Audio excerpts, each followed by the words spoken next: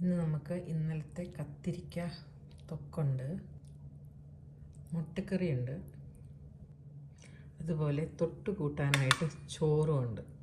പക്ഷേ ഇന്ന് ഞാൻ ചോറ് പാത്രത്തിലേക്ക് ഇടുന്നില്ല. കാരണം വിശക്കുന്നുണ്ടെങ്കിൽ മാത്രം ഏറ്റവും അവസാനം ചോറ് കഴിക്കുന്നുള്ളൂ. ആ ഒരു രീതി ഒന്ന് പരീക്ഷിച്ച് നോക്കിയേ.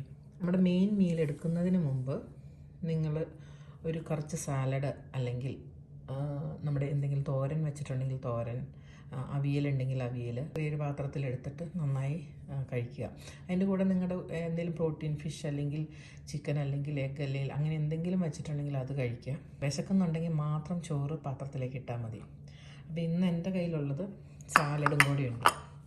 ഇന്നത്തെ നമ്മുടെ സാലഡിലുള്ളത് ക്യൂക്കമ്പറുണ്ട്, അവക്കാഡോ ഉണ്ട്, ഹാഫ് ആപ്പിൾ കട്ട് ചെയ്തിട്ടിട്ടുണ്ട്, പിന്നെ കുറച്ച് പംകിൻ സീഡ്സ് ഉണ്ട്. ആ ദിവസം സാലഡ് തന്നെ കഴിക്കണമെന്നില്ല.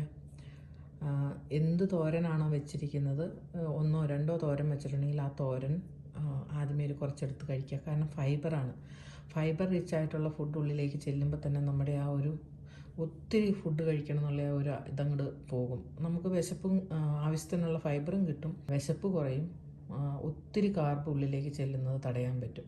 അതിൻ്റെ കൂടെ കുറച്ച് പ്രോട്ടീൻ വേണമെങ്കിൽ കഴിച്ചോ.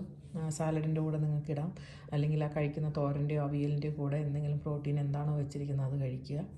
അതിനുശേഷം ഇപ്പോൾ എല്ലാവർക്കും ഇച്ചിരിയെങ്കിലും ചോറുണ്ടെന്നൊരാഗ്രഹം ഉണ്ടല്ലോ, അപ്പോൾ ഒരു ചോറ് ചെറിയൊരു ബൗളിലെടുത്ത് വെച്ചേക്കുക. അവസാനം നമുക്ക് കഴിക്കാൻ പറ്റുമെങ്കിലല്ലേ നമ്മൾ ആ ചോറ് കഴിക്കത്തുള്ളൂ. ഇതെല്ലാം കഴിച്ച് കഴിയുമ്പോൾ നമുക്ക് വേണമെന്നുണ്ടെങ്കിൽ ഒരു ഉരുള ചോറെടുത്ത് കഴിക്കുക. അപ്പോൾ നമ്മൾ ചോറ് കഴിച്ചു എന്നുള്ളൊരു ആശ്വാസം. നമ്മൾ റിവേഴ്സ് ഈറ്റിംഗ് എന്നാണ് അതിന് പറയുന്നത്. അത് നമുക്ക് പതിയെ പ്രാക്ടീസ് ചെയ്ത് നിങ്ങൾക്ക് കൊണ്ടുവരാൻ പറ്റും. ഒന്ന് ട്രൈ ചെയ്ത് നോക്കാം കേട്ടോ.